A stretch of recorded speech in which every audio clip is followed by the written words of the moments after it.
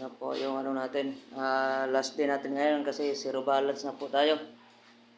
Yan, kahit stress, basta matapos lang natin ng maayos para makilala tayo ng mga kliyente natin na maayos tayo kausap. Basta maayos lang din sila kausap at may masakit sa atin. Ito yung ano ngayon, kalabasan ng lababo natin. Yan, nagawa natin ng paraan para gumanda naman kahit maliit lang yung space. Yan, clearing natin yung mga takip ng cabinet ngayon. Ay yung exhaust. Clearing natin kasi medyo ano na talaga, alanganin na. Bahala na lang sila nito kung bigyan tayo ng bonus o ano man lang.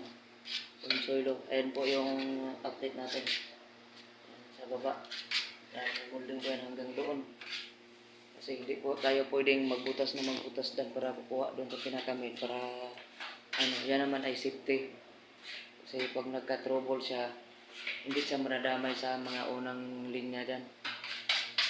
Safety yan. Po, madam. Po, clearing na lang tayo. Pinaklear ko lahat. Saka linis na lang po ito.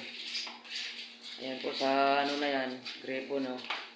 Ay, wala po. Hindi na po ako pwede makautang dyan ng grepo kasi hindi pa po ako nakabayad sa balance.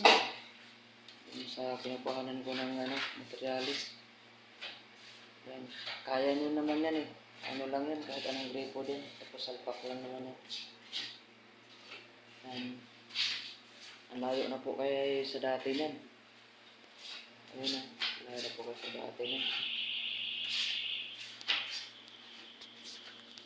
So yun po, nakabit ko na yung natanggal doon na ano, sa cabinet. Pero yung mga electrical na yan, yan.